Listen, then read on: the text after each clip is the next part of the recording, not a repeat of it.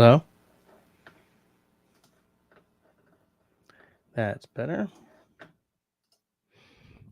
I believe that's better. I believe. Just checking here. Yes. That does look better. I hope you can hear me. I'm not going to go back over that. I'm just going to move right along.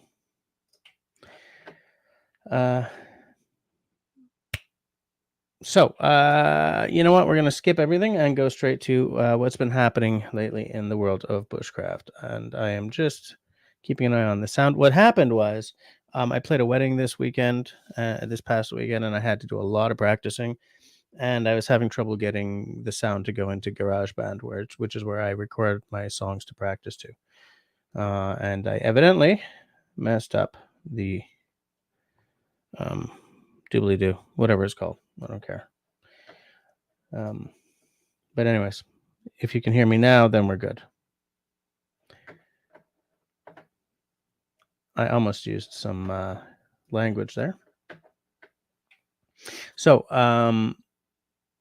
in the news, first off, British Columbia is drying up because of ongoing drought. The rivers are low.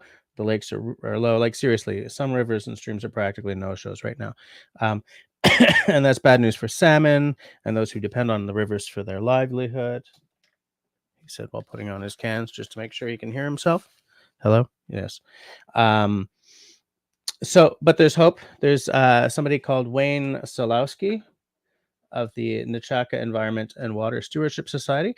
They have a plan to use man-made beaver dam analogs to keep the water in place. This is a method that's already been used in some U.S. states. What they do is they excuse me. They use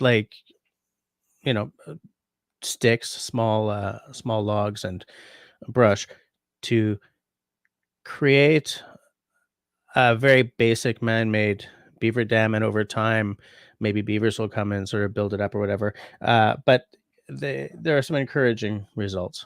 So they're going to try to save British Columbia's salmon stocks that way. So it'll be interesting to see how well that works over the next few years. Right now, it's just a pilot project. If it goes really well, then I would call that a win. Second, there's a man on the West Coast who owned and lived on the last of the fur trade sailing ships. And he's recently sold it. His name is R. Bruce McDonald. He owned the North Star of Herschel Island for about 27 years. He essentially lived on it with his family for months and months at a time, going up and down the coast of BC, up around sort of Alaska, down further south. The ship's original owners used it to haul their catch, I guess, their season's catch of furs to market from 1935 to about 1961. Of course, in the early 60s, that's when airplanes really started to take the place of ships for that kind of thing. So the ship spent about 7 years sitting on the hard on a beach somewhere until its second owner gave it a new lease on life, sort of as a coastal survey vessel. A little bit of use, sort of showing the flag in the north during the Cold War as well. Anyway, so it's no longer a floating home for R. McDonald and his family, R. Bruce McDonald and his family. Apparently, he's bought another ship. And the North Star of Herschel Island is now sitting at anchor in Vancouver. The person who bought it has chosen to remain anonymous, but I just thought it was cool because I didn't know any of those ships still existed. I mean, these are wooden ships, I mean, and this was like, I believe it didn't originally have square sails, but its previous owner rigged it with square sails so that even if the wind is coming right up its arse, right up, coming from astern, it could still go like stink. And I do love old wooden ships. I also like newer fiberglass yachts, but anything with a sail on it is cool by me. So I thought that was a really cool story. As always, the links for both of these stories are down below the screen, and of course, none of that is sponsored content. So let's see who's hanging with me tonight, and then we will get on to the reading. Got 7 people hanging.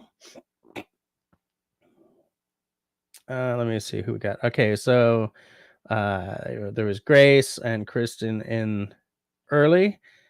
Kristen is a channel hero. Please check out the little icon. And then, oh, hold on a second. Yeah, everyone's saying no sound. I get it. Grace is there, also a channel hero. There's me. That country boy trapped in the city is with us, also a channel hero. So many channel heroes. We got David Evans, channel hero and channel mod. So you know what I'm gonna say? Be polite, or he's gonna drop the hammer on you. Not hearing any sound. Nope, no, it was me. Hey, there's Lorenzo out and about. How's it going tonight? How are you doing? How's the weather there? We are there where you are. What? Shawnee is with us. Shawnee is also a channel hero. Am I missing anyone? Canadian? Did I say I had a Canadian? How's it going, mister? I got to go and hang with that guy one day. Go hang, camp on his land one day. Let him show me around a bit.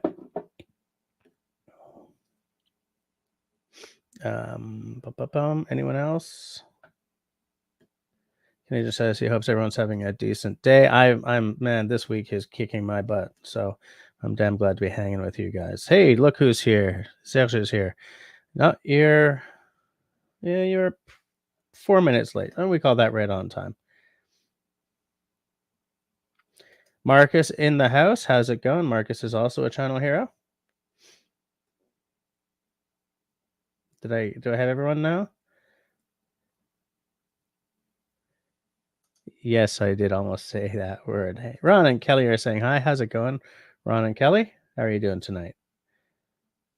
I say tonight because the vast majority of you folk are within like a 4-hour window of my time slot or time zone or whatever. But there are some people who are occasionally on from much further afield. So I don't mean to to ignore y'all. It's just something I say because it's dark outside here. Tea is a good drink. But is Peanut Trucker here? Destiny, did I miss Peanut Trucker? Chris, are you here? I just don't know. But Lord Vader's in the house. How's it going, Lord Vader? What a night. Yeah, what a night for me to start, the first 3 minutes with no sound. Great. Now, we're about to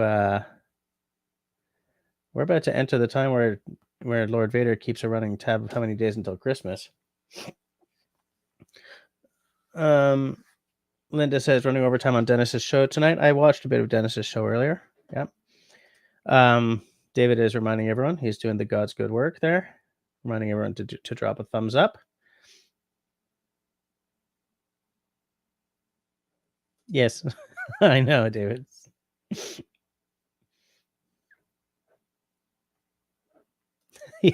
Time for the reading. Destiny, we don't ask David what he's doing in Toronto. It's never fun. Marcus, we don't ask it. Never mind. You guys. Weather is good in Northern Ontario, apparently. Here it's been like really rainy and kind of cold, but not cold. Not like unseasonably cold. Just, I generally love October. I like it when it's getting cooler and like just sort of hitting on cold a little bit. I don't love it when it's raining and pissing though. Oh, Vader's already on his game, I see. Just taking a look. Christy says, this snickerdoodle hot chocolate tastes like snickerdoodoo. Gotta switch to tea. Yuck. What the hell's a snickerdoodle? Oh, I know what that is. It's a sweet, right? It's a put in some Red Label, says David. Oh, there he is. There's Chris. How's it going? It's okay. I didn't have any sound for the first 3 minutes, so you didn't miss much. Hey there, Heck with Mike in the house. How's it going? How's it going, Mike? How's the weather down there? Okay, so I've reached the bottom. So let's do the reading. I'm excited. This reading is specifically because of the conversation we had last week about the Dutch oven. I'm just gonna read like a small amounts. Al's not here, eh? It's okay. He hates the reading anyway. So Dutch oven camp cooking. I'm gonna read a little bit from the beginning of this, and then a little bit from the beginning, and then for land's sake, two small cheeses. Two small cheeses. I said two small cheeses. Oh, I love cheese, but that's not what I meant to say.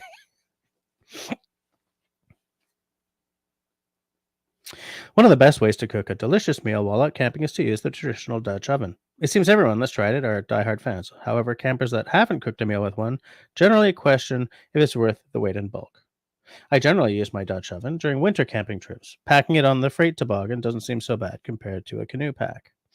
And it gives a little history of where the Dutch oven originated, and George Washington feeding his troops, and Lewis and Clark, and blah, blah, blah. But the Dutch okay, any questions? The Dutch oven refers to the following: a camp oven, an outdoor oven, a kitchen oven, and a bean pot. The bean pot and kitchen oven are basically the same design. You're going to see why I'm reading this. Basically the same design. These are generally used at home and in the oven. The camp oven and outdoor oven are of a different style. Oh, sorry. The bean pot and kitchen oven are basically the same design, equipped with a rounded lid, a flat bottom, and no legs.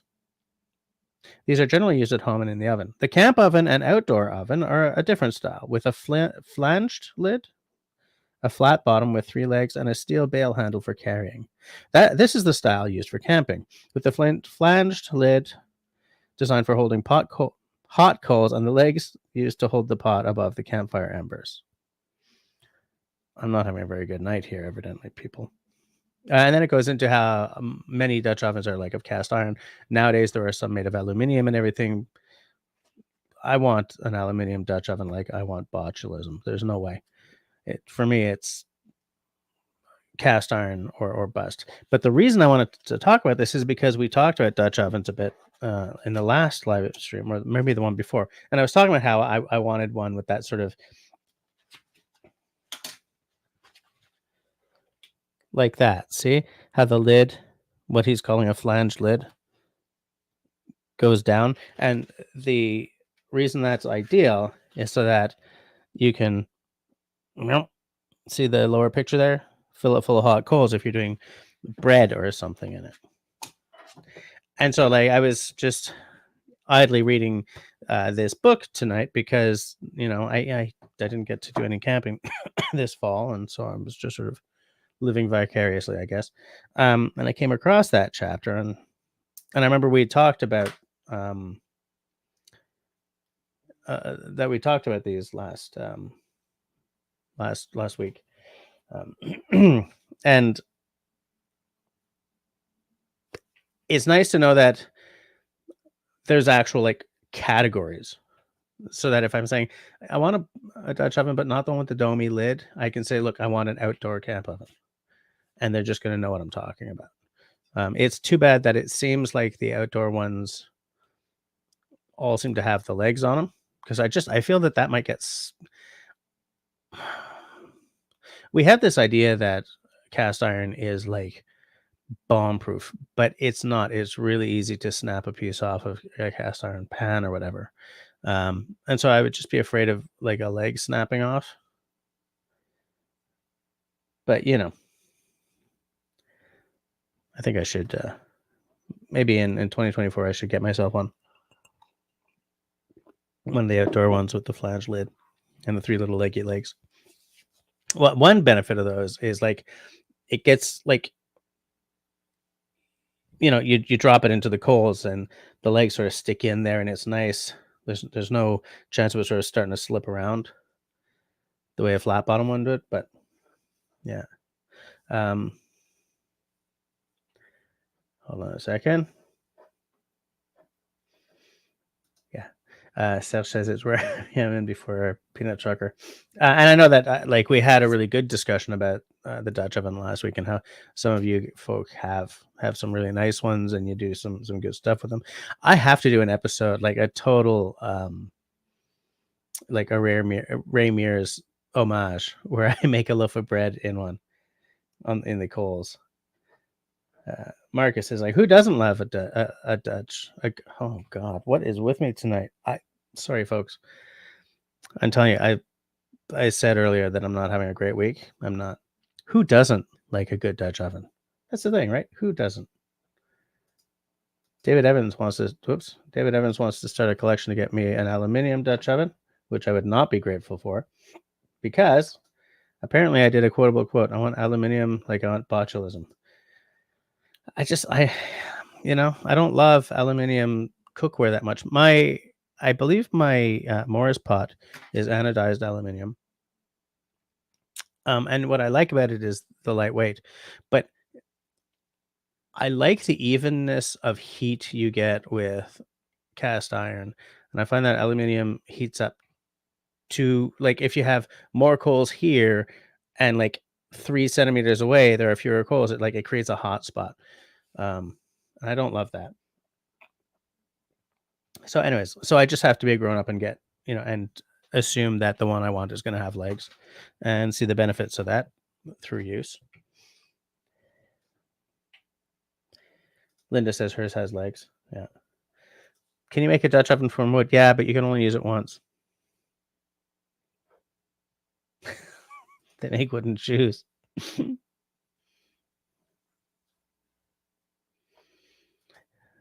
Most folks aren't a fan of getting Dutch ovened. Okay.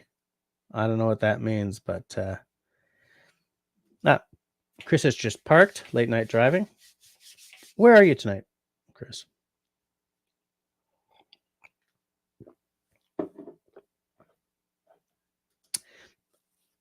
So actually, I shudder to think what a titanium Dutch oven would cost. That would be hella expensive, I think. I wonder how much that would cost. Just because, titanium is not the cheapest thing in the world. But anyways, I mean, if you find one and you can afford it without, losing the house, go for it.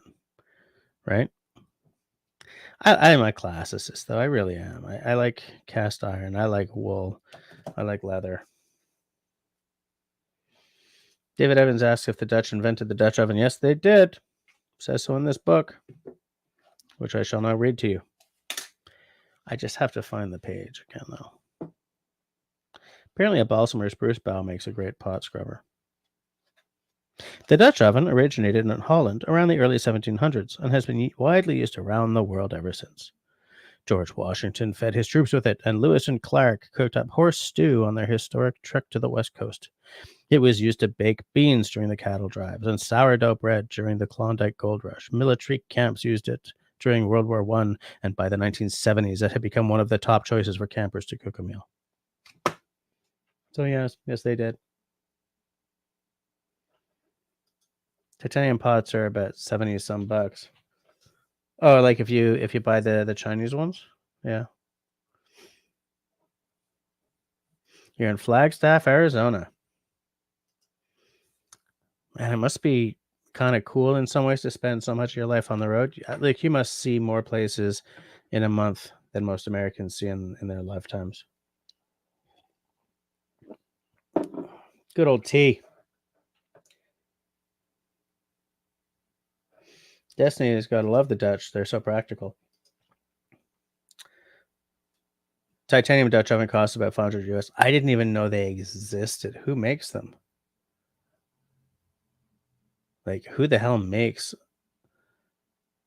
That's a lot of titanium. Are they like are they full sized? No, the camping pots at Algonquin Outfitters. Yeah, but those are a lot smaller than a whole Dutch oven, I think. I don't know. Does Algonquin Outfitters have a website?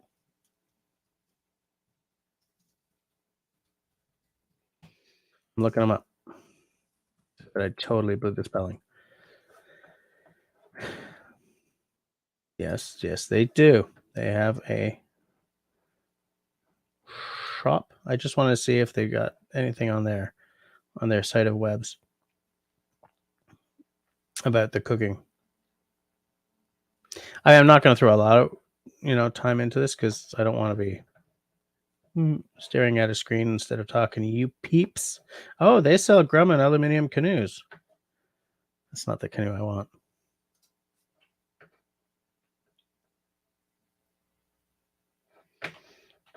Wow. A Grumman aluminum sport boat, 15 foot is $5,200. That's a lot for a kind of boat, that I don't want.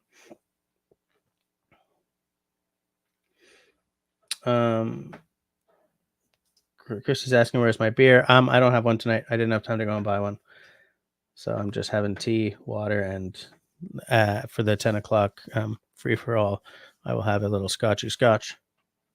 Haven't decided which one I'm going to have though.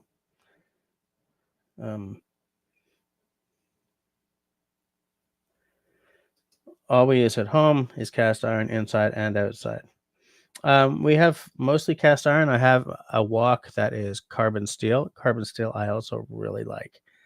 But like cast iron, there's a certain amount of care. I don't love, my wife likes cooking with, we have a stainless pan. We have 2 stainless pans. She loves cooking with them. I hate stainless. Well, knowing how to cook with stainless will eliminate the endless scrubbing after the cooking. But I feel that they're a little too it's a little too finicky. My wife brought home 2, well, one normal size and one big honkin' enameled cast iron pans, which I'm absolutely loving right now. I've always wanted an enameled pan, so I'm happy to see them. I know that they don't it's a ceramic inside more than enamel, and I know that they don't last forever, like at all. You have to see anything that's a nonstick pan almost as a consumable. Like a good cast iron will last your lifetime and your children's lifetimes, right? It becomes a family heirloom. But anything that's nonstick, that hex core, whatever it's called, forget about it. Enameled pans, ceramic inside, none of that is long lasting. But I am loving the new pans. Member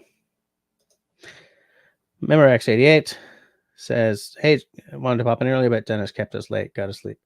Yeah, I'm gonna check out his. I watched the first little bit of his stream while I was getting supper ready for the kids. I'll watch the rest tomorrow.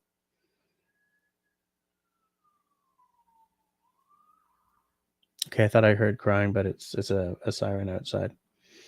So Linda's gonna get herself a a titanium pot. Yeah, I have a small titanium stove, like a little, one of those folding stoves, but I don't have a titanium pot. I love the negligible weight of titanium cookware, though. I really do. Like, as someone who I mean, for car camping, I almost don't care, right? We're pulling into a national park, almost right at, well, what happens is you pull in at a parking lot and you've usually got like a wheelbarrow to cart your stuff to the campsite kind of thing. So I'll bring cast iron for that, but if I'm hauling arse on foot, like 5K or 10K to get to where I want to be camping, I really want something a whole lot lighter. Like there, I don't necessarily want to bring a cast iron Dutch oven.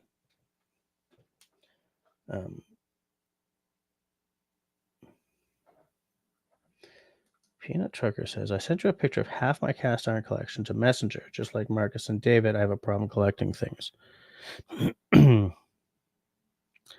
I shall see this. Hula. Oh man, I do love. Can I show? Yeah, I can show this, of course. Look at all that beautiful cast iron. Is it all vintage though? Some of this looks like it might be kind of modern. My dad has a cast iron pan that was handed down to him from his parents and I think his grandparents, and I love that pan. I keep wanting to tell my dad to leave it to me as well.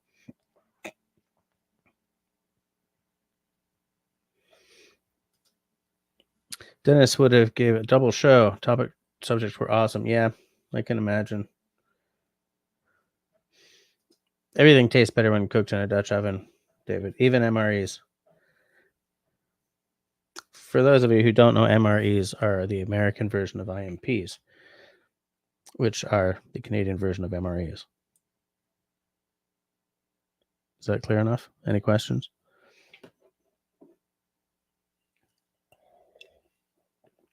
Chris, Destiny likes your cast iron collection, as do I.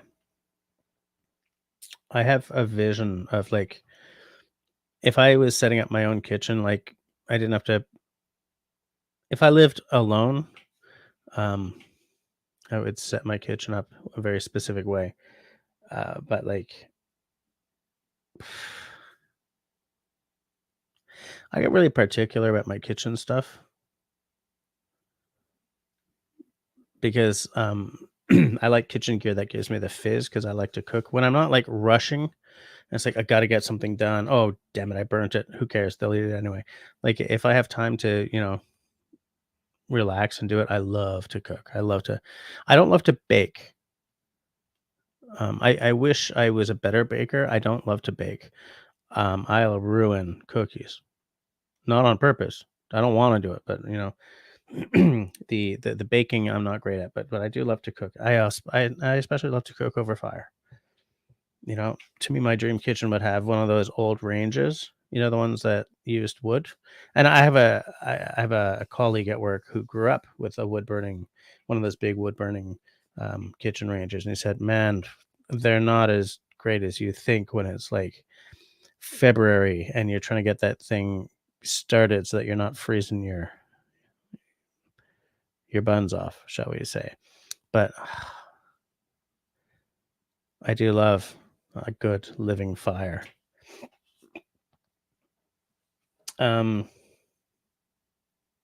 Yeah.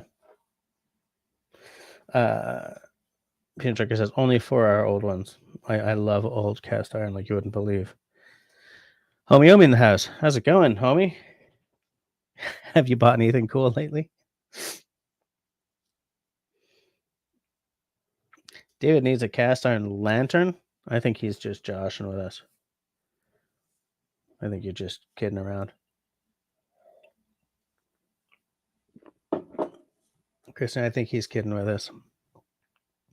I think he's standing in for Russell with non sequiturs. Non sequiturs are us, but pizza's tasty.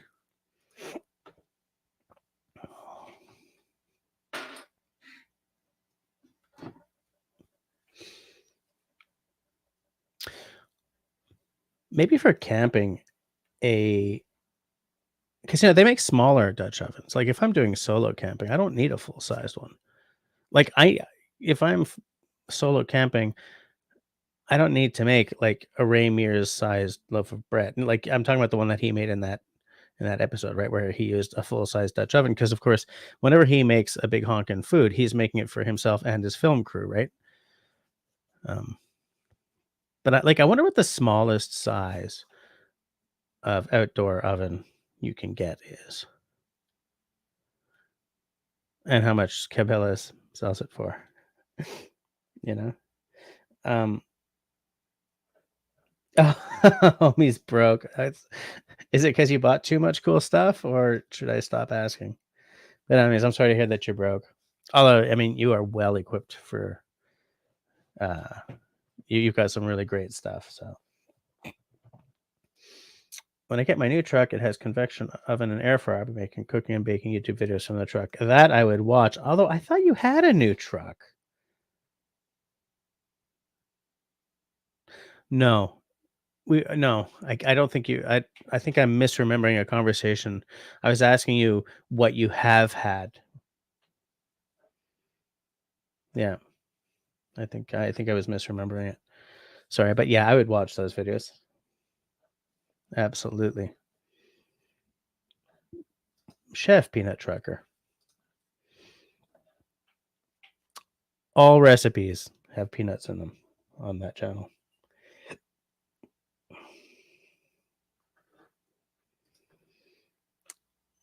Serge is asking David if Vetterlings made cast iron lanterns. I do not know, but we're about to find out. Vetterlings cast iron lantern. What? That's not a Vetterlings. No. Oh, okay. I see what you're talking about. You're just talking about like straight up lanterns.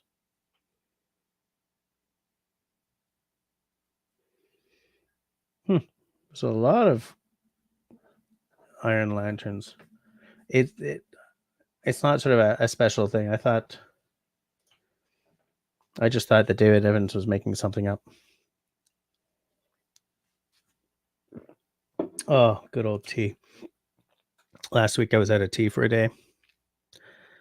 Felt like forever. I wonder how Russell's doing. He was online earlier, but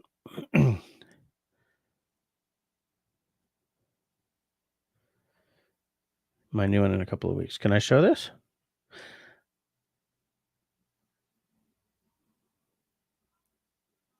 Maybe I did ask you about a new truck. Because I remember us talking about these trucks, and I was asking you what the difference was between the new and the old, right? Because one of them was a Kenworth, or was one of them a oh man, I have a mind like a steel sieve. I don't remember, man. But I do remember us having that shitty McChat. Oops. I was gonna say Whiskey Harbor in the house, but Destiny spoke up just as I clicked. How's it going, Whiskey? How's the weather where you are? How's your week going? The end of a cup of tea. But yeah, so yeah, so that was the reading and the question of the week. Actually, that wasn't the question of the week. My question of the week this week is related to that. Okay. Hold on a second. There we go. My question of the week is, are you like a pot of stew camper, or are you like a gorp and jerky camper? But what I mean by that is, like I was sort of doing a little bit of stream of consciousness from, you know, reading through a book and oh, Dutch ovens. We talked about Dutch ovens last week. To that's heavy. To are you a pot of stew and Dutch oven type of camper, or do you like everything to be as light as possible, like titanium, little gas stove, littlest, the littler the better? Like, what do you guys? I mean, and as always, like camping can be car camping. For those of you who do some wild camping and some car camping, how big is the difference between what you bring? Like if I'm going camping with my kids, I'm bringing my classic 2-burner Coleman stove, right? I'm bringing, family sized pot and pan more than pot, depending, but if I'm going solo, I'm doing more like skewers, squirrel cookers kind of thing, small pot, like my Morris pot, stuff like that.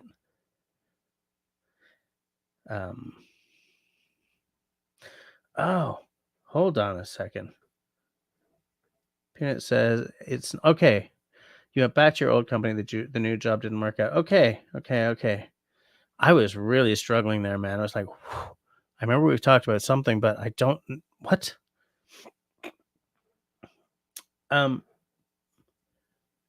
So yeah, like I know that some people when they go camping, they bring what's that thing called? A black rock, black stone. You know that it's got like a flat plate on it. Like, look, for some people, camping just means pulling up to a campsite in the in the camper van or whatever they're called, the big honking thing, and attaching your toilet to the pipe kind of deal. In which case, comforts of home, right? You don't have to make any allowances practically, except for how much power things take, maybe. And some people like to pack their stuff in on their back,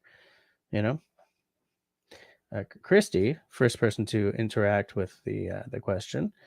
We're glampers in a travel trailer. Just call us the glamping grounds, okay? Peanut trucker is the type cast iron over an open fire, which we do a lot of during the winter. So that's going to be a lot of stoops? What? Stews and soups and stuff, I'm guessing. I mean, you could do steak. You can do all kinds of stuff. Like he said, cast iron, not necessarily a Dutch oven. But yeah. What I would like to get to have some of that old school cooking without necessarily the heat, like when I'm packing my own stuff, I'd like to get one of those, what were they called? Cold handle, the carbon steel pans. You know what I'm talking about, right? What the hell are they called?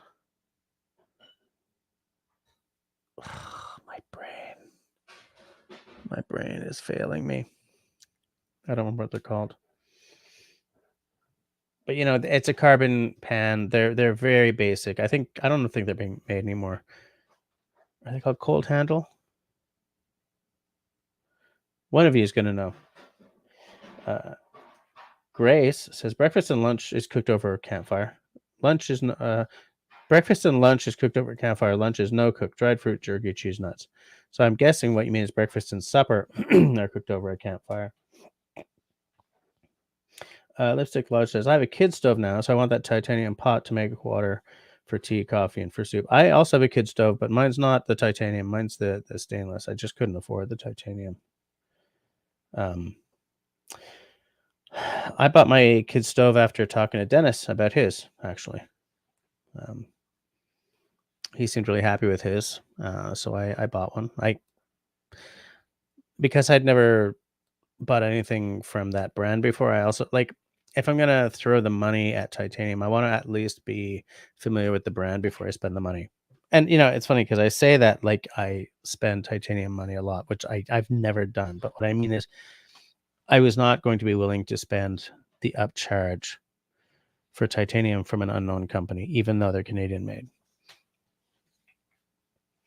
But yeah, I think the kid stove is a really nice piece of kit, though.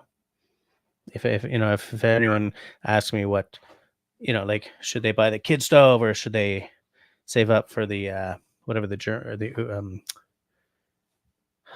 Bushcraft Essentials or something else, they're all great stoves, and the kid stove I believe is a slightly better price.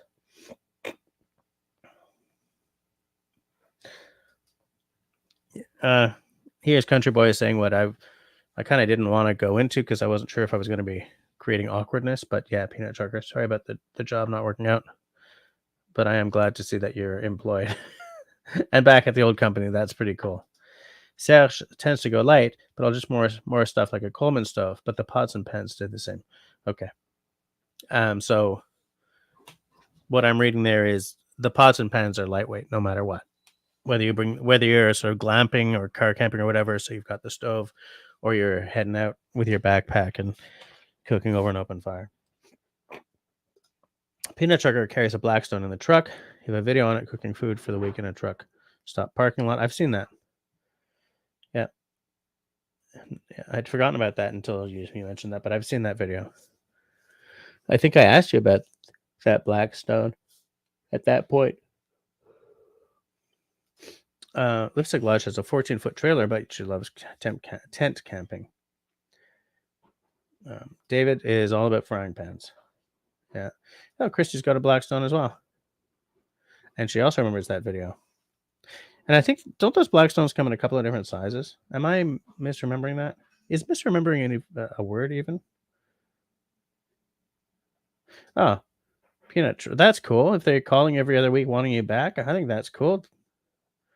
I like that. You do ribs and meatloaf and baked beans in the Dutch oven frying pan or anything. In the Dutch oven, comma, frying pan for anything else. Yeah, that makes sense. I could see that. I would probably do the same. I don't love ribs. I tend not to do ribs if I can avoid it. Like I do ribs here at home sometimes. Um, my family loves ribs, and I love it when they're happy with the food. Just adjusting my cans here because they're all cockeyed. Um, Serge says, oddly enough, we're looking into getting a roulotte. Yeah, a tent trailer. Maybe I'll care less about the weight since it's going to be in the trailer. Yeah, when I was a kid, we had a tent trailer. Country boy truck camps where most people couldn't go. Ask my paint job.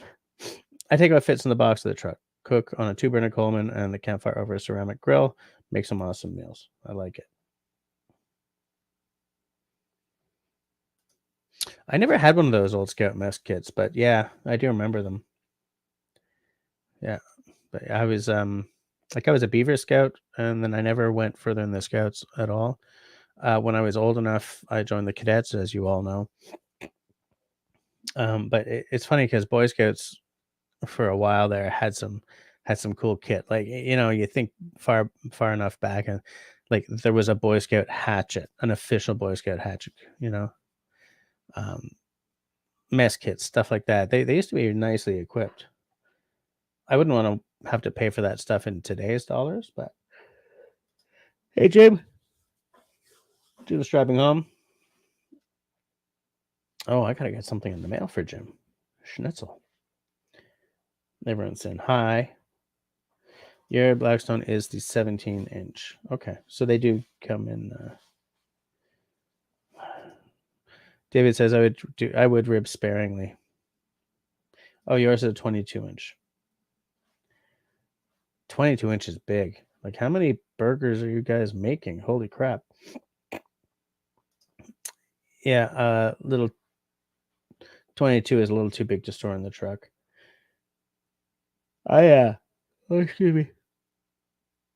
For me, my bucket list outdoor cooking implement, which would not go on camping trips, is the Kamado Joe, like 24-inch. I think it's the 24-inch Kamado Joe. It's sort of like a very slightly more affordable version of the big green egg, but they're red instead of green. And you can use it as a smoker as well as a barbecue. They're not gas, right? You throw coals and charcoal in them. Hey, Austin's Corner in the house. How's it going, Austin? How are you doing tonight? How's the weather down there? It's been a minute since I've had you on the show. Did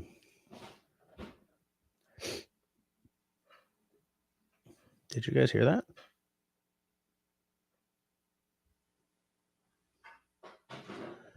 I don't know. But yeah.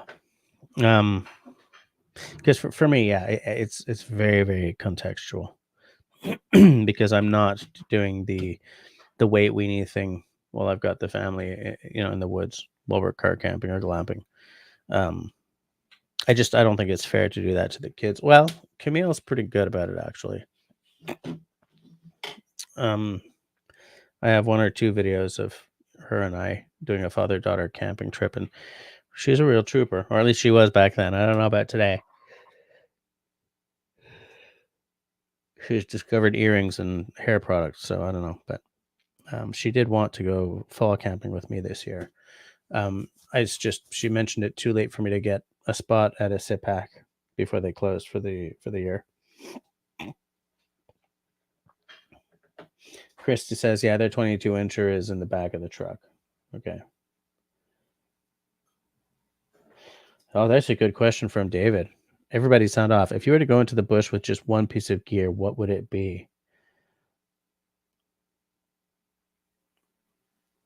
Besides a Dutch oven.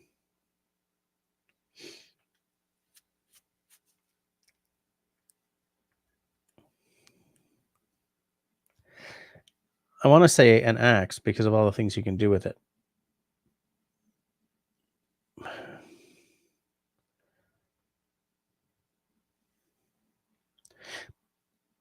But a wool blanket is fighting for the top spot there, because if it's rainy as hell and there's no way for you to, like, if the wood around you is wet, you can sort of, with a knife or an axe, take off the outer layers and get down to dry wood. But if you are trying to do that and it's pouring out, and so the dry wood is just getting wet, you're kind of skunked. But if you can wrap yourself in a wool blanket, it maintains a certain amount of its um, um, insulation quality, even when it's wet. So I don't know. What do you guys think? If you were to hit the woods, what would be your one piece of gear? I'm taking it that we're not surviving for long term, though, with this question, David. This is like a spending a weekend in the woods kind of thing. Austin is all is well, just getting along at the moment.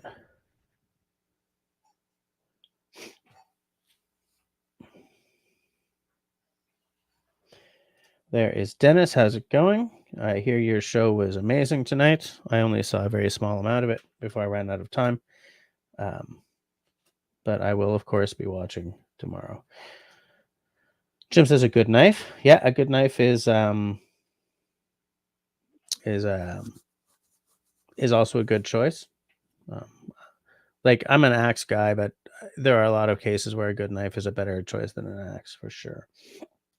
Austin's Corner. Hey, whatever happened to that nice guy who was the scout leader? You're talking about Paul Bakima. Yeah, I don't know. He's very busy. I still speak to him sometimes. He's still active on Facebook and stuff. He's not very active on the YouTubes right now, though, it seems. He'd bring matches. Okay, fair enough. Of course, an axe, says Sales. Yep, my axe brother. My axe brother. And I'm not talking about guitars. David is trying to lose weight. So is Jesse. I was doing really, really well, but I've put on a couple of pounds. So I'm irritated with myself. A waterproof sleeping bag, says Linda. James has a good knife to make a shelter so I can make dry wood under the shelter. Fair enough. That works. Okay. Steph says, if you're cold, wrap yourself in the love of your axe. David would bring a very long extension cord. That's going to be a long, long extension cord. Shawnee's got a wicked headache, so she's just going to listen. Sorry to hear that, Shawnee. One silly little trick that I know of is to pour a bowl or a pot of, like, the hottest water you can stand and put your feet in it. That has helped in the past. More if it's like a migraine or something than a normal headache. Country boy says, one thing, I have to be a large fixed blade belt knife. Try to make everything else with said knife. Yeah, that's a legit choice for sure. Linda's telling Dennis it was another great show. Everyone's telling Shawnee to get better. Austin says he'd bring his phone to call for help. A wood pigeon, how's it going? No, I was not in Ottawa this week. Did you see my doppelganger? I have doppelgangers in every town. It's crazy. It's absolutely crazy. But hey, how's it going, wood pigeon? What's up? How's things in the National Capital Region? Beto's here. How's it going, Beto? Christy says, I need to pour my dram. I don't know what dram I'm pouring, though. You know what? Since Al's not here, I'm going to pour the Alcantoshan tonight. It's a little late because it's a 12-year, but it's a non-premium bottle. And I say that with as much respect as I can muster. There's nothing really wrong with it. It's just not an exciting dram. by any stretch at all.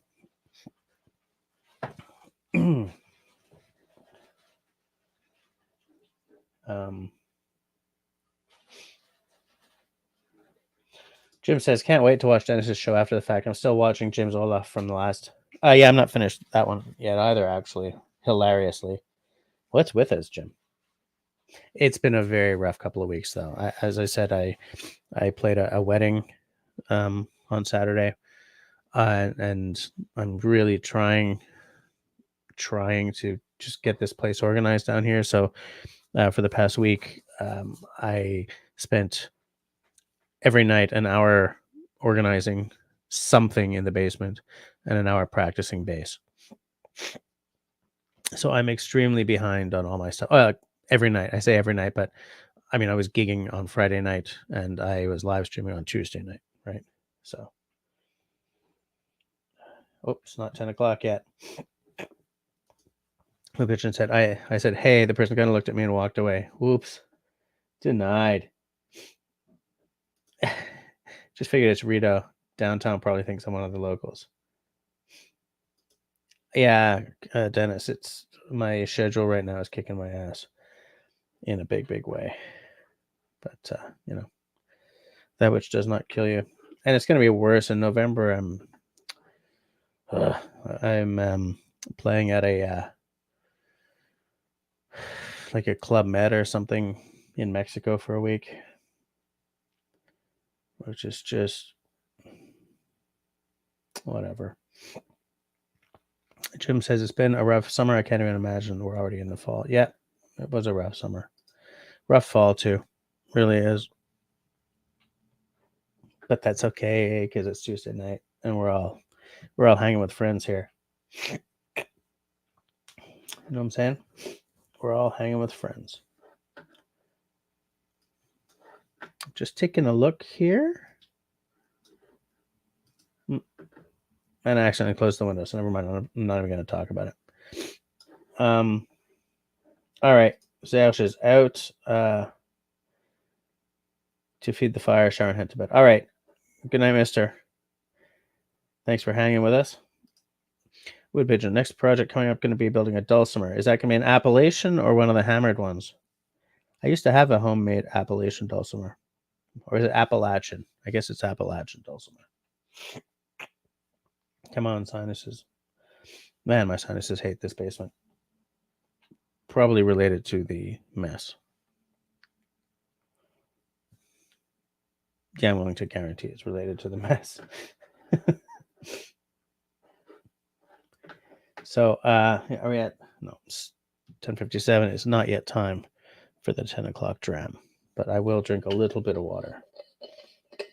Oh, so it's going to be an Appalachian one. Nice. There was a band I used to watch in Vancouver back when I was a kid, like 1985, 84, 85 kind of thing. Maybe 86, actually. Called Pied Pumpkin. And it was a trio, and one of them played the Appalachian dulcimer, but like not on his lap. He sort of stood there and played it like a guitar. Cool instrument. Very cool instrument.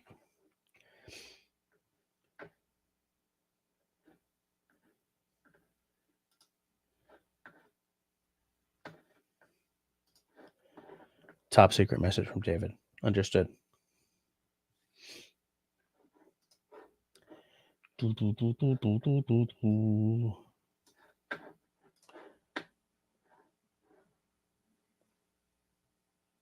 wait. Austin says, the way I remember it is, if you say Appalachia, then I'll throw out an apple at you.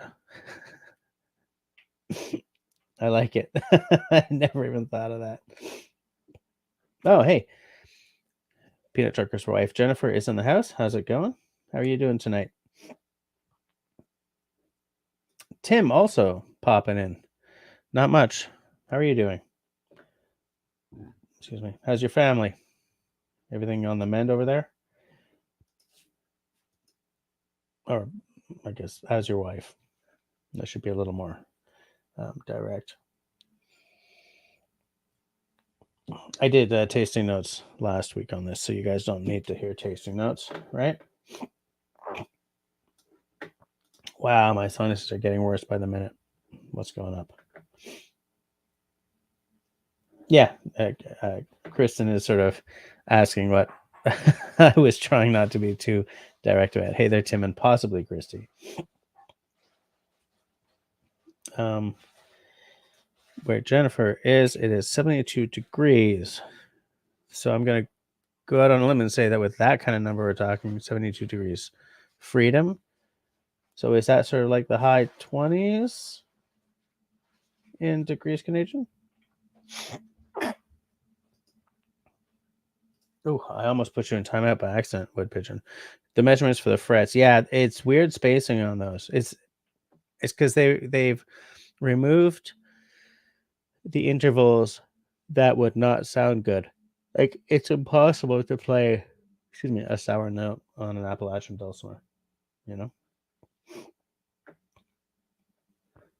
David says 21 degrees Celsius. Okay. Yeah, it ain't that warm here today. It's not that cold here, but it ain't that warm. 22 p.m. Off-Grid Recon, how's it going? Welcome to the show.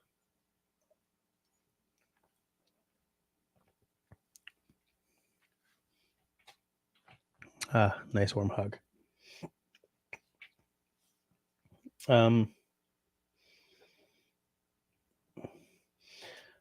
James doesn't seem to swear on his channel, but he sure did last week. Why? What happened? What happened last week?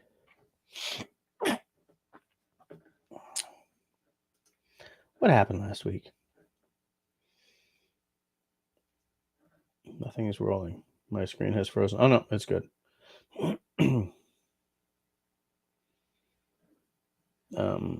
Hold on. Would you recommend a site besides CBAT? No, I have no idea. I don't know. The homemade one, I didn't make it. I don't even know how the hell I came across it. It was very basic. It was practically made of plywood.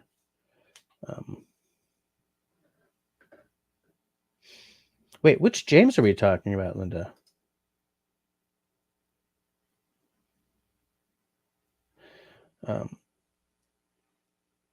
Apparently, he has a bit of a potty mouth. I did not know that. Oh my god, my. Oh, wait a minute. I think I know which James we're talking about. Last week. Okay, everything is sort of coming together. It's all coming together. We're talking about James Olaf.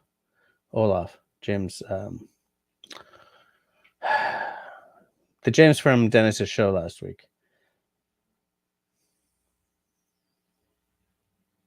I'm not doing so well tonight with the talking here, people. The control over the mouth is not happening. The control over the brain is not happening either. Sorry about that. I like to bring pure gold to your screens. High quality content is what I like.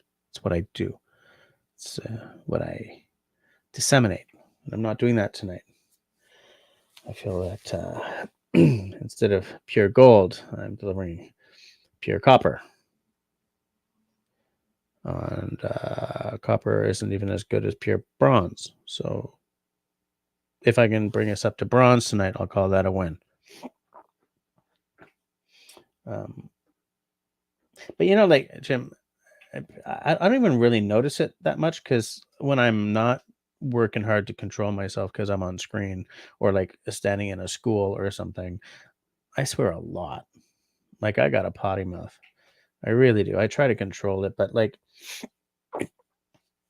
last night my wife said, "Hey, so you'll never guess what Clémence did earlier today or this weekend," like while I was away playing the weddings. It was just the missus and Clémence. They were alone for the day and had a fabulous day. She said, well, I said, "Oh no, we forgot something." And Clémence said, "Oh shit." And so she looked at me and I looked at Clémence, And Clement said, "But we don't use toilet words, Daddy." I said, "Yeah, that was me."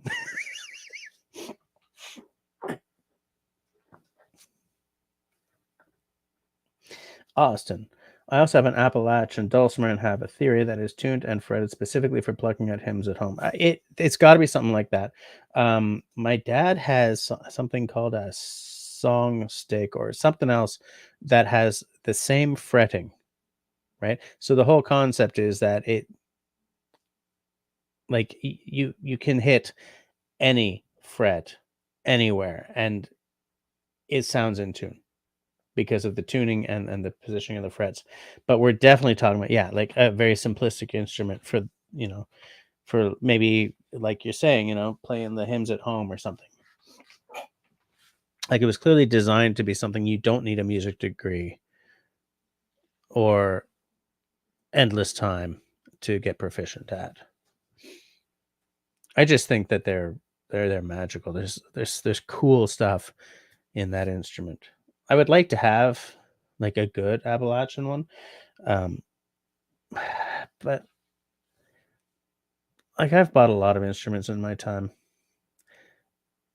and I just ended up with boxes of instruments I never touched. Like if I'm gonna throw any money or practice time at instruments now, it's got to be just getting better at bass guitar. Like that's what it has to be. That's what makes me, you know, some spending money. You know, and that's the one where if I haven't practiced this week and I'm doing a show and I suck, um, the whole room gets serenaded by that. You know, so like there's all kinds of instruments I would, you know, passively like to have and to play, but I'm over 50. You know, there are fewer days ahead than there were behind. So if I'm going to be throwing effort into a musical instrument, it has to be the one that I've really spent all this time on and spend a lot of time on stage using.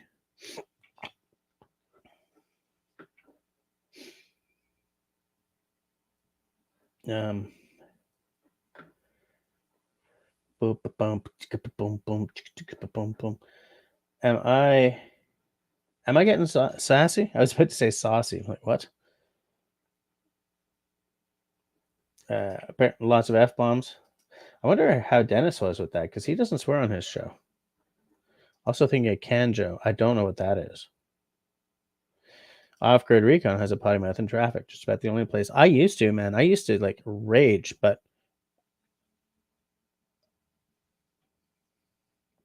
I really changed my mind about it. I made a concerted effort to say no. This is me time. I'll put on a podcast and just take it as alone time because I was just getting so angry at the traffic. You know, is it ideal me time? No, absolutely not. But like it was literally, I had to change my mind about it because I was just getting so angry in traffic that I was, you know, like I get home sweating.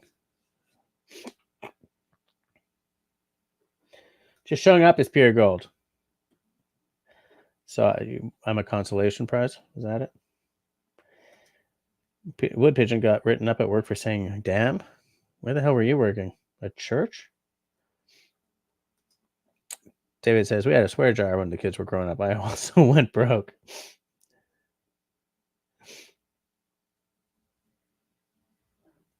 My basement air may be causing me problems. Yeah, it's. I gotta clean this place and I gotta dust it. It's full of dust down here. Christy says David Evans probably had that swear jar for 2 weeks and were able to take the kids to Disneyland on the fines you paid.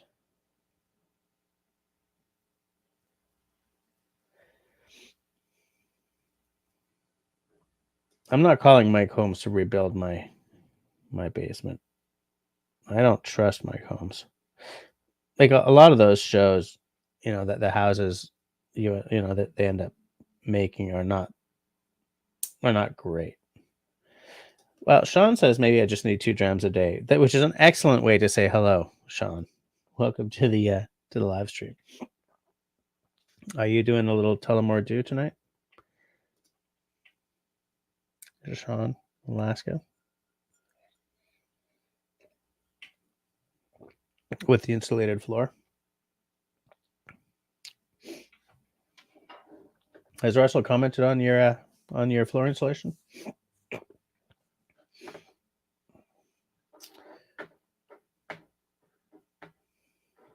Nobody's saying anything, so I have nothing to. Oh, yes, I am. Just poured one. Excellent. Here's to it. Cheers.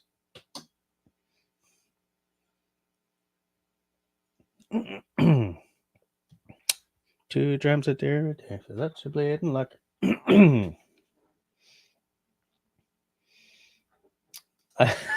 He did. He has notes. I was wondering about that. Yeah.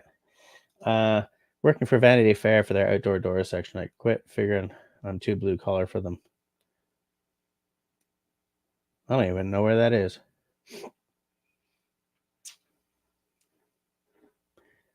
I just don't know.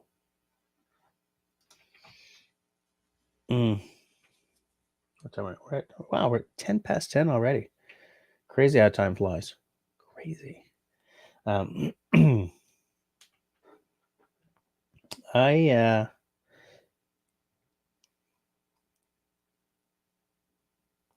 forgotten it. Well, this is awkward. I was about to say something that just sort of. Well, it was going to be both hilarious and absolutely brilliant. So it sucks to be you guys who will now never know what I was about to say. It's going to be pure gold. Gold, like the liquid in this glass. The purest of gold. Actually, that's more of an amber. Hey, amber is expensive, dude. Like, especially if it's got like some prehistoric mosquito or something in it. You can spend big honking money on stuff like that. You love Mike Holmes, eh? I don't mind the shows. I mean, I don't really watch that stuff a lot, but I like whenever it was on, I didn't mind the shows very much. I don't trust the houses. Apparently, there's a talented dulcimer player named Bing Futch on YouTube. Okay, I'll look that up.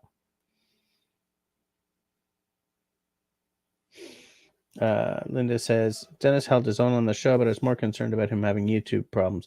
You can, but it's like within the first 8 seconds of the show is when you have to really be worried about it. Skip's in the house. How's it going? How you doing? How you doing?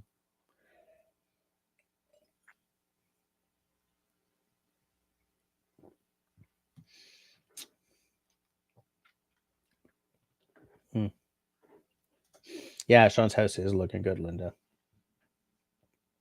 Yeah. And it's weird because Sean's building his house and like Linda, you and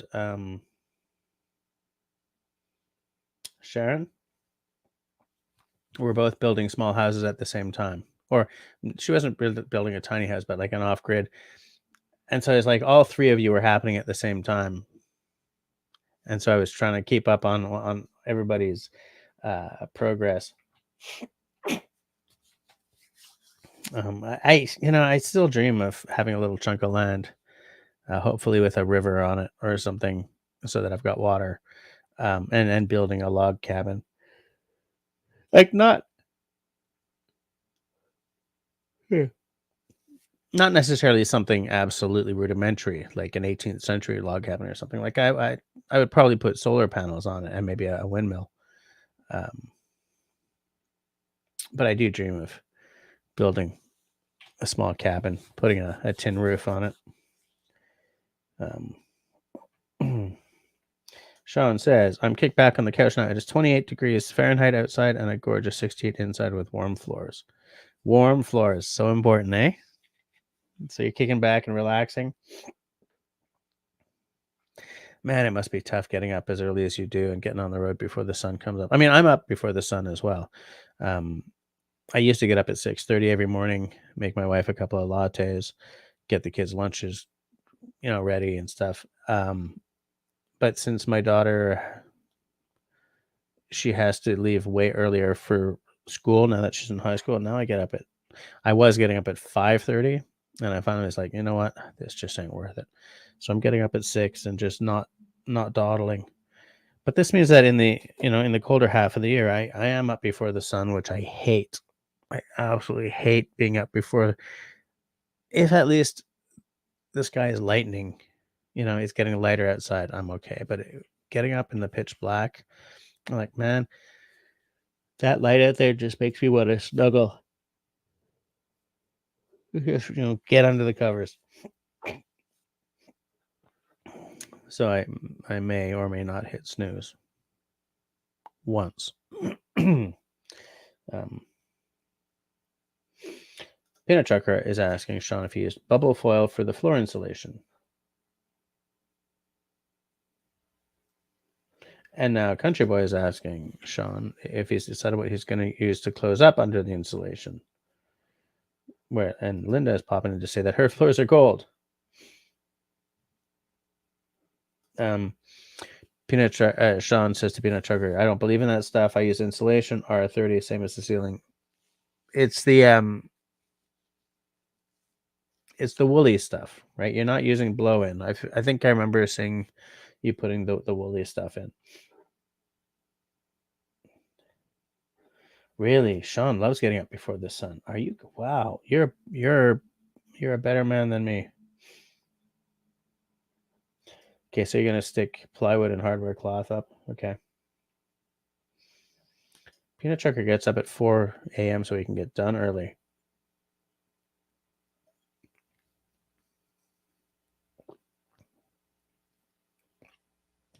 I wouldn't be able to do it. I absolutely would not be able to do it. Because Jesse time only starts at 9 p.m. or 9:30 p.m. Sometimes 10 p.m. So I mean, I guess I could get up at 4 and consider that Jesse time, but I just, man, when it's dark out, I just like being in bed. One of the finest things is, wake up and it's still dark out and maybe I have to go pee or something. And I look at my watch and I still have an hour to sleep. I love that feeling. Crawl back in, because then you appreciate crawling into bed because it's body temperature, right? It's snuggly. It's not like getting into a cold bed. Linda has blue insulation under the floors. It doesn't work. No, you got to have pink. It's all about the color coding, Linda. But it's too bad that you're discovering now that your insulation doesn't work. I mean, your house is brand spanking new. All right. Good night, David. Thanks for modding tonight, making sure everyone stayed polite.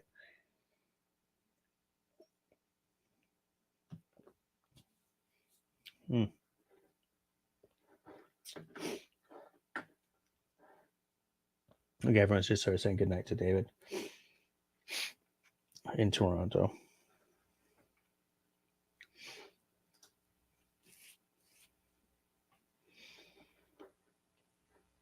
Oh, look who's there. Russell in the house. How's it going? What time is it? 2 hours difference, I think. I was just regaling everyone with tales of daring do. That's a stinking lie. But yeah, Linda, so it sucks that place is new and your floors are cold, because how easy is it to replace that insulation, right?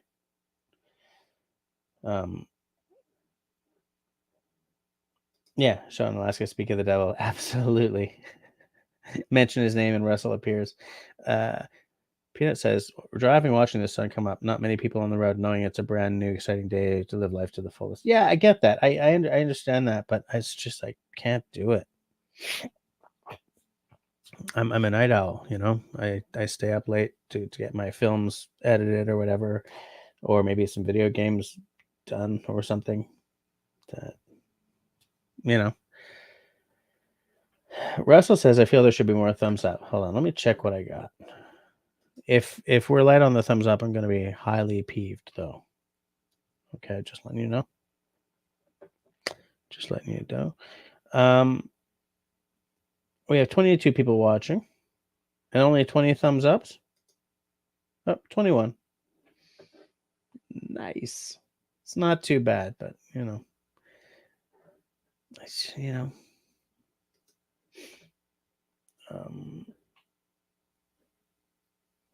Linda barely sleeps.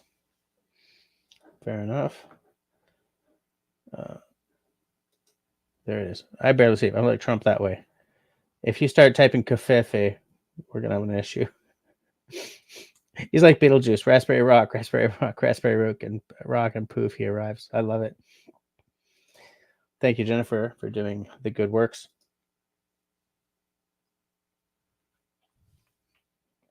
I just reminded myself of a scene. How many of you have watched Firefly back in the day? Oh, Linda didn't build this house, but you're correcting things. I thought that you were having it built. Like, did you buy a pre? No, because I thought you were having it finished off when I first met you.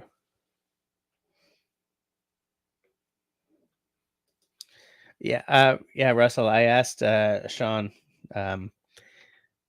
because he did the floor installation. I was like, "Hey, so did Russell talk to you about that?" And he said that you had some notes for him. Sean in Alaska loves Firefly. Yeah, I loved that show. I really loved that show. Unfortunately, I've watched it often enough that I kind of can't watch it anymore. But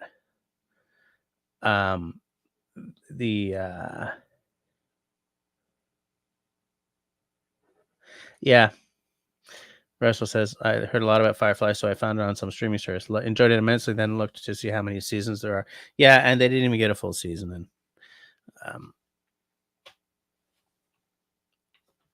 which really, really hurt because it was so good. Like, those characters were so good, like right off the bat. A lot of shows don't get the characters like, this right off the bat. A lot of shows have you remember, oh God, this is so geeky, but if you guys remember Star Trek: The Next Generation, it took a long time for those characters to gel, but with Firefly, it didn't.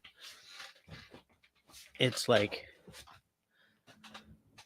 it felt like the first episode was halfway through this.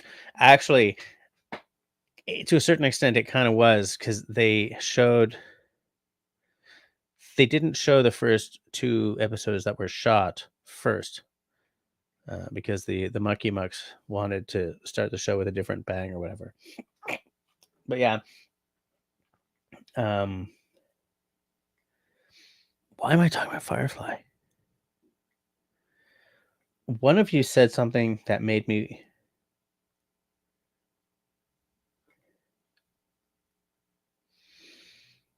What? Why was I talking about Firefly?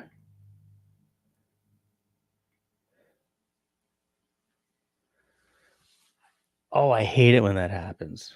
In front of 20 friends. Shite. What the? Oop.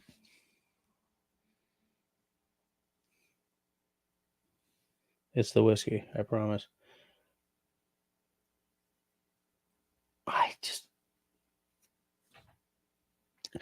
I had something that I was coming around to. That was this.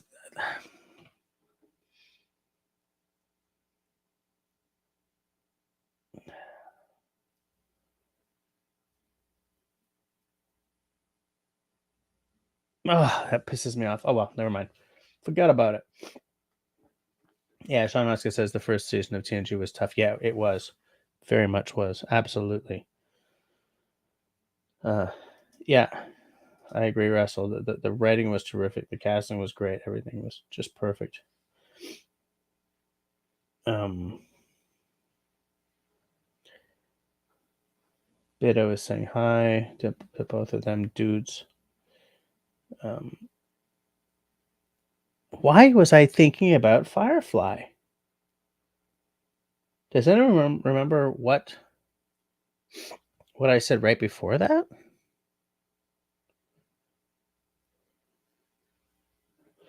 Yes. Okay. So that reminds me of a scene in Firefly, and then forget about it. What the heck was it?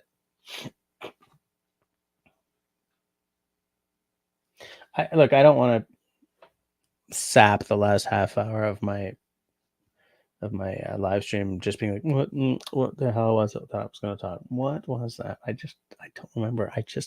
What? So we're just going to move on. But trust me, I'm I'm highly peeved right now.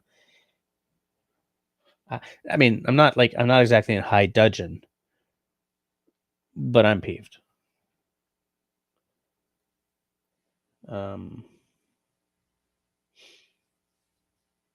But yeah. Okay, moving right along.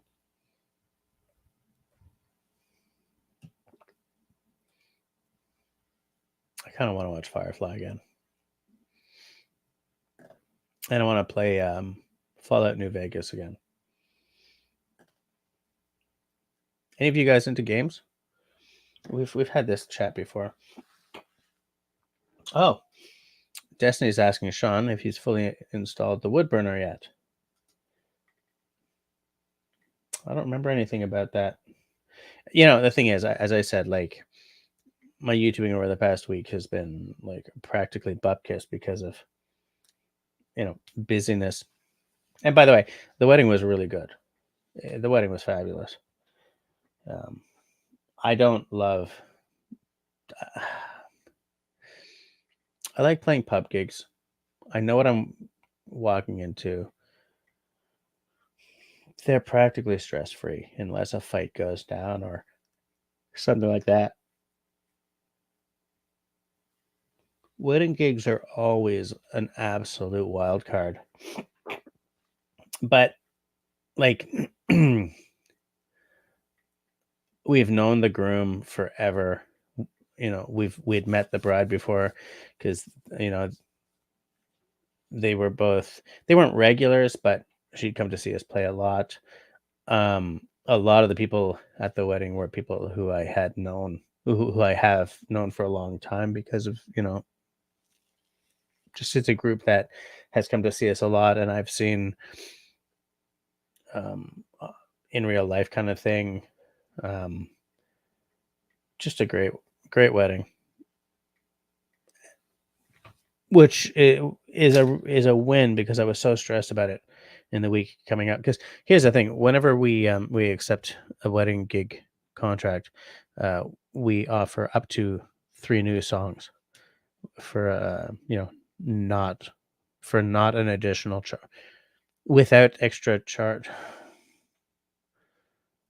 I just gotta sleep.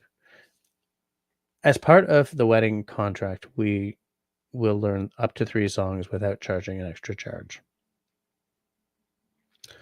It was a Jewish wedding, so one of the songs we had to sort of do was a 10-minute hora, which is a specific dance. Bride and groom end up on chairs, but anyways, whatever. It was a great weekend. In the run up to the weekend, I had no time for anything other than cleaning this basement and practicing, though. So I'm way behind on all my viewing.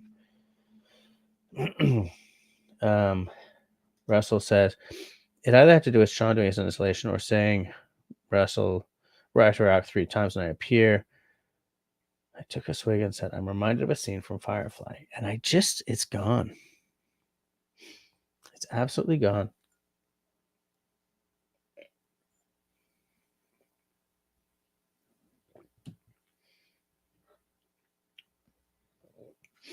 I have rarely instantly loved a show as much as I instantly loved that one, though.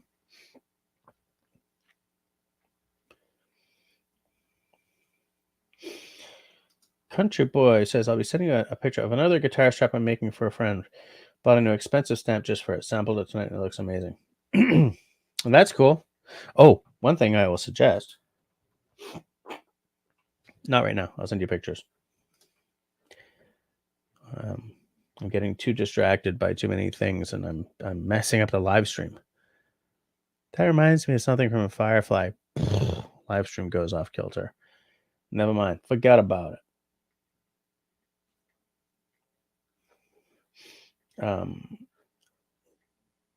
Russell says that leather stamping is an interesting hobby.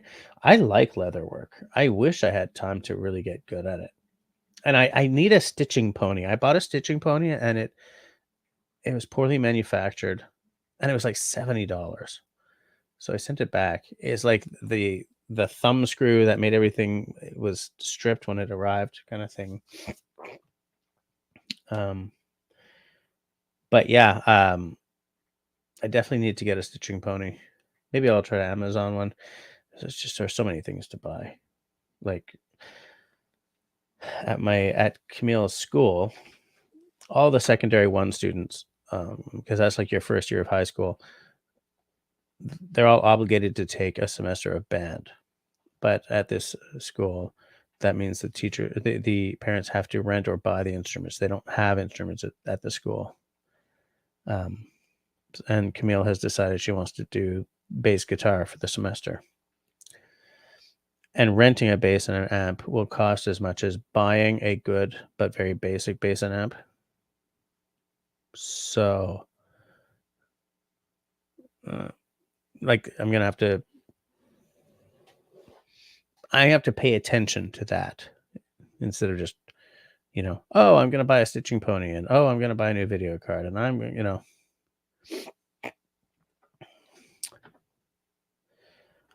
Sean fell in love with the show Chuck from day one. I haven't even seen it. Oh, you know what? I'm trying to watch though. So I bought something recently, and it came with 3 months of Apple TV, and I think it was this. Speaking of throwing money around, the self-loathing and the stress. So I started watching Foundation because when I heard that Apple TV that Apple was making was filming a show based on Foundation, I was like, how the heck are you going to do that? That series is unfilmable. In fact, it was widely considered to be unfilmable. So I started watching it, and man, it's making me work for it like you wouldn't believe. I'm going to stick with it. I've got an Apple TV until December the 22nd or something. So I'm going to binge what I can, but I don't have a lot of time to watch stuff anyway. So it's like, whoa, this is hard work. Has anyone seen the Foundation series on Apple? Yes, exactly, Russell. Asimov's Foundation. I'm glad to see that. I'm glad to see you asking that because I thought you might know exactly what I'm talking about. And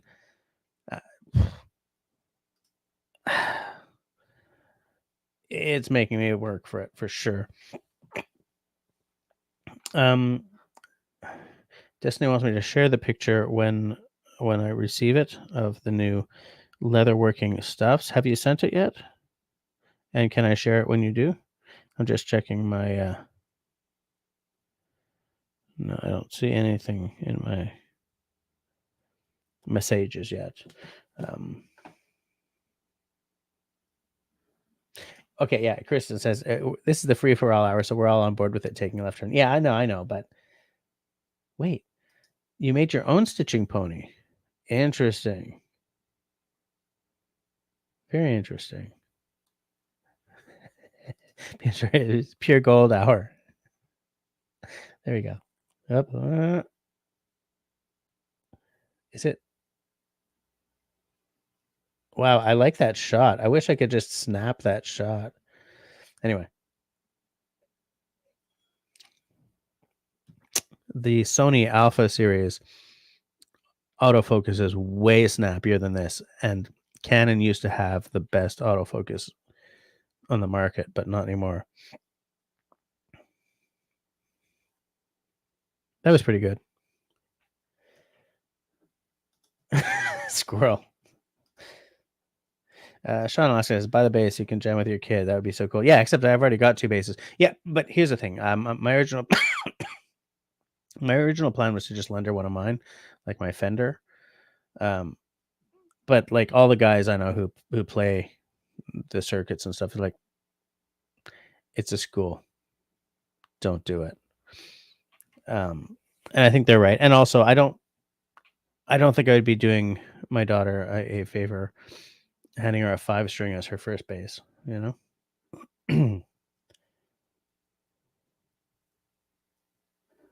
Sean says Foundation is interesting. It very loosely follows the story, but it is well done. I just reread all the books. Here's the thing: I am years away from having read those books, so I don't feel like I'm almost coming to it blind. Not quite, And it's funny because there are books that I've read that many years ago and have a much more solid grasp of today, like Dune, right? So I found it interesting how much I like how having read Foundation whenever I did, it didn't really inform my interaction with the TV series.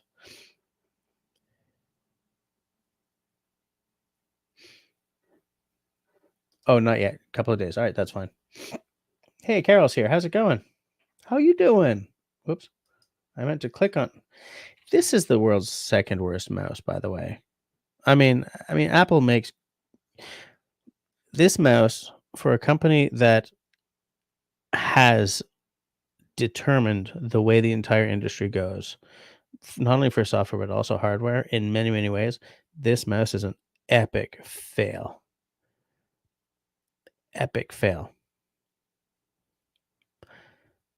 It's got a very sort of classy, space agey look. I get that, but two things that I hate about it: A, the shape, the ergonomics on it are not great.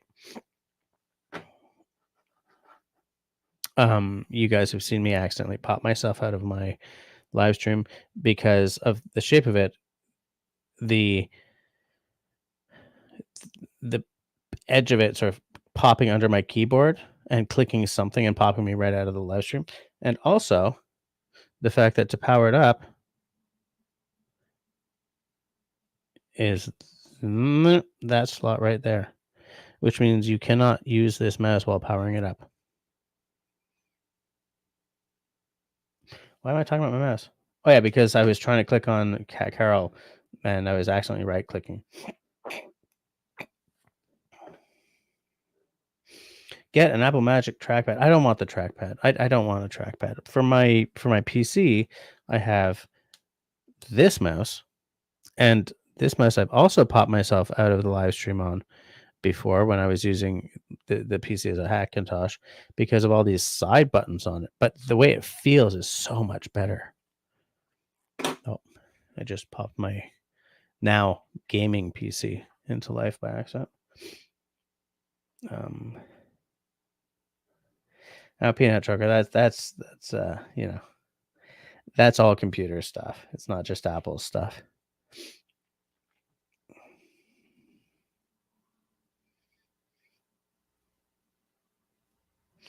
I watched season 1, read all the books. I will wait for season 2 to end before watching it. Yeah, so that you can just binge the whole thing.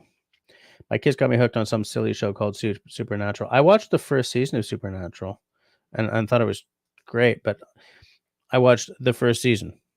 I also watched the first season of The Walking Dead, and I found like that last episode just encapsulated that first season so beautifully that I didn't really feel the need to go on. And now there's too much, like, it's the same as Game of Thrones for me.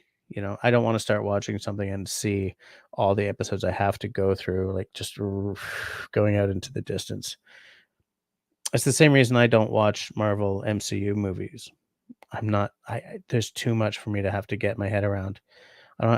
Ain't nobody got time for that. I have kids. I have video games. I have music. I have YouTube. I don't have time to start on the MCU. I don't have time to start on Game of Thrones. I don't have time to pick up, to start with season 2 of Walking Dead. I just don't. I just don't. If I'm spending any TV time, it's on like Star Wars stuff right now because Star Wars on TV is where Star Wars is starting to really rock the show, which is great because Star Wars on the big screen has been kind of letting me down ever since the 80s. Like since after, the 80s was the last time I was not let down by a Star Wars feature film in some way.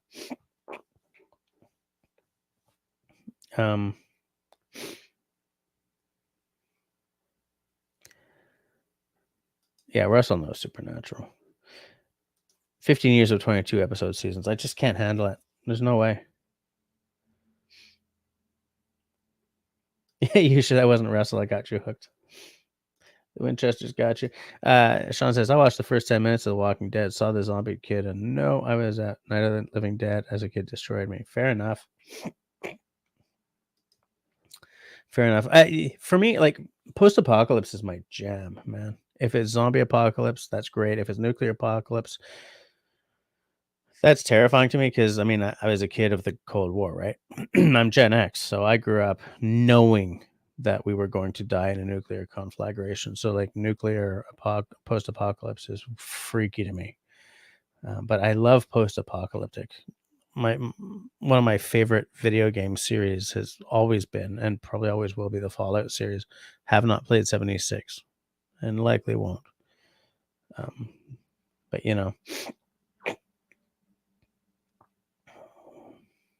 I love post-apocalypse, and I have no illusions that I would survive in a post-apocalyptic world. Like, if the apocalypse comes, whether it's zombies or nukes or whatever, I'm checking out. I know it. I'm not gonna lie to myself and thinking I'm gonna Rambo my way into the forest and circle. No, I'm not. I have no illusions. Hey, Jim's back. Oh, and they're popping off again because it's bedtime. That's fair enough. That's okay. Good night, Jim.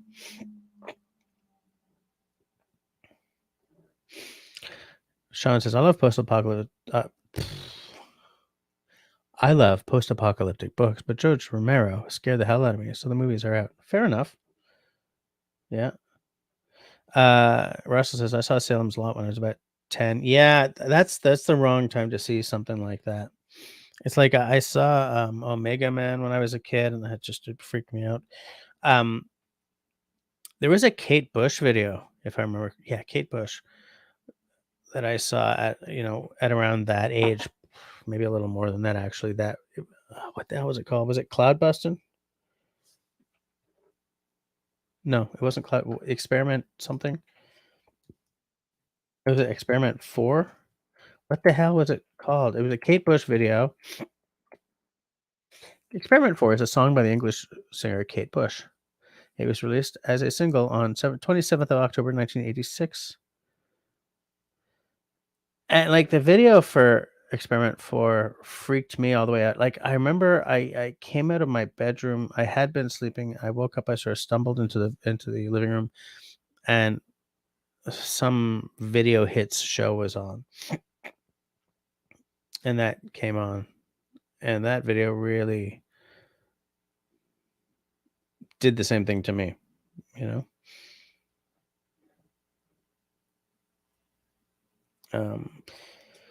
Russell said, I saw a good one earlier, a haunted house, but it's just a room with a telephone and a list of appointments you have to make. Oh, no, that would be so stressful. Nope. Omega Man was so cool. Charlton Heston was awesome in that flick. Will Smith did a good job on it too. Yeah. So different though, eh?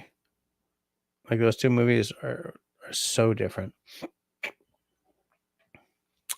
Soylent Green is not a post-apocalyptic, but in some ways it kind of freaking is. Like, in terms of no. My entire point there was completely non-legit. So I sort of cut it off at the pass. I was conflating post-apocalypse with sort of dystopian future, which you can't do. There's why was I doing that? I'll tell you why I was doing that. A dram and a half is why I was doing that, but they don't. You can't conflate those because not all post-apocalyptic movies are about a dystopian future.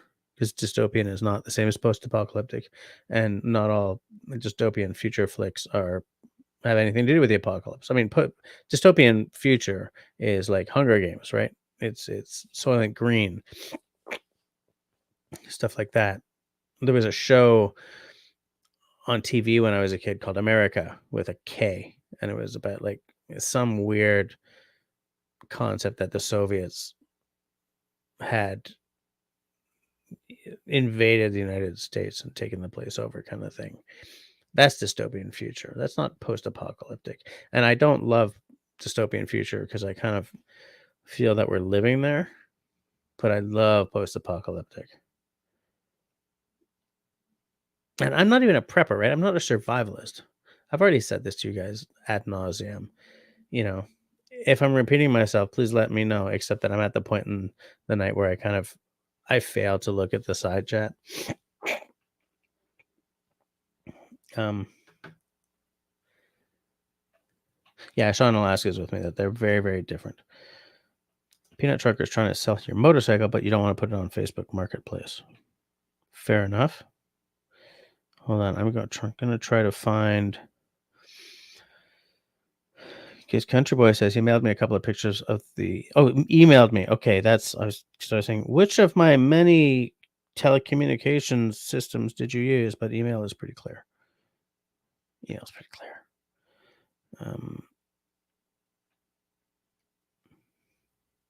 There we go. Really, you made this? I'm gonna show a picture. Just send it to me. Just kidding. But did you find like plans online or something? Is that? Let me just drop the brightness on that a bit because that was no good. That was absolute shift. Because we're keeping our wits about us and we're not being all potty mouthy. Got to cover my face. That's good work. I mean, I'm saying that because it would never have occurred to me to make a stitching pony. But I guess there's no reason. Oh, Quiet Earth. Absolutely. I got to watch that again. I haven't seen it in years and years and years. I have to watch that again. I have to find it. I don't know where the hell it is, but I'll find it. That was a great miniseries. Yeah, so you know what I'm talking about.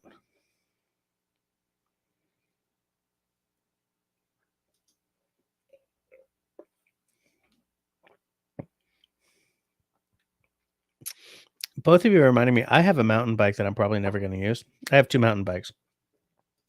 One of which is a hardtail that I currently have road slicks on, and I'm never going to get rid of this bike.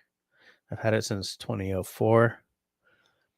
I've done a lot of cross country on it. Now I use it sort of as a commuter, but I love that bike. And for a long, long time when I was a lot younger and lived downtown, if somebody was walking, somebody I sort of knew in my extended group of friends, if they saw that bike sitting there, they knew that I was in that Starbucks or whatever because I used it so much, it was almost part of my character, and I have customized a lot on it. Great bike. I mean, it looks old now, it's beat to shift, but I love that bike. And I'm someone who loves the vehicles where like, um, what's the word? What's the term that Mountain Equipment Co-op uses? Self-propelled. I like bikes that do not have engines on them. I like sailboats rather than motorboats. I'm I'm going down a rabbit hole again. Oh, yes, but I also have a much sort of a not exactly a downhill bike, but a trail bike, a Cannondale, um, dual suspension, which is also a fabulous bike. But I'm not gonna go mountain biking again. Like as soon as we or my wife became pregnant, we stopped mountain biking, and I'm never gonna do it again. That bike's been sitting there in my garage for 12 years, but I just can't deal with people, so I haven't sold it yet. And also the blue book on that bike, when I bought it, it was, like 2,500 bucks, and I can get 400 for it now, you know? So it's like, so I have to deal with people for merely for 400 bucks. But I should just grow up here and sell the damn bike.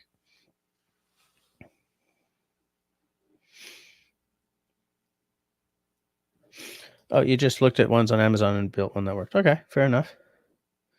What about John Wick? Hi, she's a blue. I haven't seen any John Wick. Any at all. Is John Wick like a dystopian future? I just thought it was kind of a I just thought it was kind of like a Jason Bourne thing, right? One guy with a bunch of guns taking on the world. Jason Bourne is a little dystopian too, though.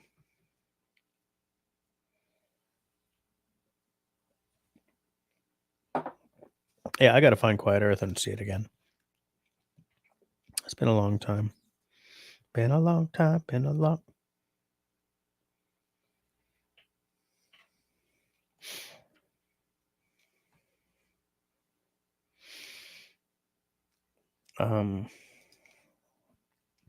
Corbeil says, I prefer 1250 cc's of rice rocket to pedal power. It's time to give up the dream of perpetual youth. I don't know. You know, my dad was mountain biking until he was 70. But I never mountain biked because I was like a thrill seeker, right? It was never an adrenaline junkie thing, which is why I didn't do big hit downhill stuff. It was about, you know, being in the woods, being on a bike, because I still love the bike as a mode of transportation. And you know, like, so often I'd be like booting down an incline and I'd see wild strawberries or wild raspberries, and I would totally stop the bike and get off. Are you kidding me? Oh, beautiful, swoopy, you know, single track. Yeah, but berries growing in the woods. What? John Wick is lots of people try to kill him, but he kills them instead. Yeah, yeah. Still haven't seen any John Wick though. I ain't seen none of that John Wick stuff. But yeah, I wonder if I'm gonna have time to binge all of Foundation before I lose the, because I don't want to suddenly be paying for the Apple TV at the end of it. Not because I have a problem with Apple TV. I think they're putting out spectacular work, but I don't want to be paying for like a fourth streaming service. It's why I'm not watching any of the cool new Star Trek, because I don't want to pay for a fourth streaming service. You know, and I've already talked about this ad nauseum. I don't want to bore you guys, but this is why we got rid of cable. So it irritates me that it's just like going back to cable with their packages, only now it's more expensive. And like I am, oh, Dennis is back. Had to grab some Cheerios. Is Cheerios like a code word for whiskey? Is that no? Or is it just like a late night snack? But it really bugs me how nothing can happen in this world. Nothing can exist without some Yahoo somewhere saying we can monetize that.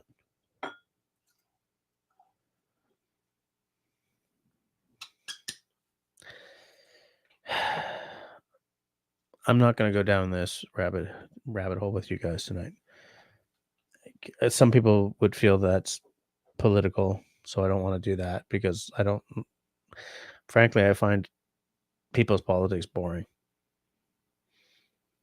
So I'm not even going to go there. Hey, Big Green Moose. Pause one for a month, sign up and binge for a month, then switch back. I have friends who actually do that, and that is an excellent way to do it. Problem is, I don't have the brain to remember to pause and then unpause. And I'm saying, do you know what I'm saying?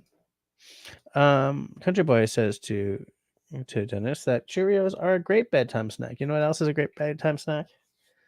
Cheese. That's probably a terrible bedtime snack, but I do love me some late night cheese. But yeah, Big Green Moose, it's a great concept. I wish I had the brain to do that.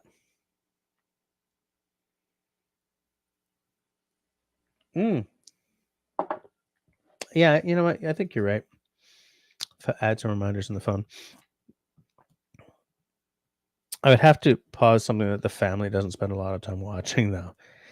So I would have to be really careful when I pause for a month.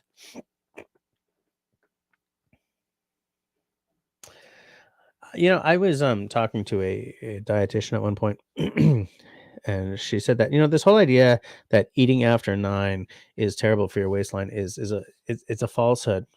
But it's not the eating after 9 that is the problem. It's what people tend to eat after 9. Like after 9 is when you're like, "Oh, I've got a little j'ai un creux," as I would say. I've just got a little munchiness. I've got the munchies. So they grab chips or they do a bowl of ice cream or something. She's like, "No, no. You grab like a very small handful of nuts like almonds or something and a piece of cheese and you're good to go." I mean, you're going to bed, right? It's not like you have to power up. And she said that, but if you're grabbing a bowl of chips or a bowl of ice cream or a chocolate bar or something, a candy bar, as you guys in the States would say, yeah, that's gonna add on. You're gonna pack on the pounds. So I have a piece of cheese before bed if I'm feeling like a little munchy, or like a yogurt or something. Destiny says, "K, it's that time. It's that time again. Bonsoir, blah. K, comma. It's that time again. Bonsoir tout le monde. Thank you, live chatters, for being wonderful to spend a Tuesday night with. Bisous. Good night, Destiny. Passez une bonne soirée. Next week will be amazing and fabulous and fun. So be back for that." She's a Blue says, "Well, I could be a whole lot worse. So I'd be quiet." Oh, I have no idea what. Sorry, I'm just popping into a conversation. I misread what you were saying, so I'm just gonna take that off. So, what time are we? Well, we're at 10:56. Means I've got 4 minutes to drink. 4 minutes? I got 4 minutes to drink all that. Now I sound like my. Never mind. I'm not gonna go. Raspberry Rock is asking if I'm gigging on this weekend. No, thank the gods I'm not, because I did this past weekend, and the weekend before, and it's just nothing gets done. Like all the weekend stuff, like organizing the garage or closing the pool or whatever, just doesn't get done. So I'm way behind on certain things. And honestly, after a gigging weekend, I'm a wreck until Wednesday, man. I'm too old for 2 nights in a row of like 3:30 a.m. bedtime, 4 o'clock a.m. bedtimes. And still sort of bounce back to, man, when I was in my 20s, I go to a gig, get home, have a nightcap, get in bed by 4, pop out of bed at 9, and be like, let's do this. Nowadays, it's like I get home, do a nightcap, try not to fall asleep halfway through, stumble to bed, wake up at 10, just like, let's not do this. Okay, let's not. Do you know what I'm saying? That was very Quebecois, says Country Boy. I do not know what I said that was very Quebecois. Because I just blip, and I have no idea what I'm saying like 12 seconds after it's done. Oh, Peanut Trucker's out as well. Good night, man. Nice to see you. And I am dying to see those cooking videos you're gonna do from the from the truck. We're at 10:57. I mean, I could practically just shut her down right now, but Russell's around, so I'm gonna stick it out to the last minute. Excuse me, I am definitely wrecked though. Sorry about that, folks. Sorry about that, folkies. Didn't mean to go yawning right in your face like that, but I did it anyway. Is that polite? No, that wasn't polite. That was absolutely it's just not on. Just not polite. Just not on. Just not fair. Where the heck do I get off? Where do I get off?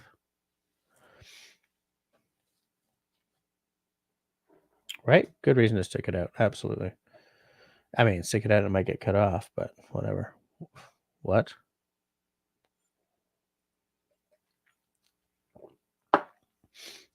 I had this. I was at work today, and I was like working in the office, and I just had this image of myself sitting in my living room with my 2 lanterns, like the one that Russell bought me, which is hanging right behind my monitor here, and my little Feuerhand, blanket on, reading a book, like pitch black outside, 2 lanterns and a few candles, reading a book.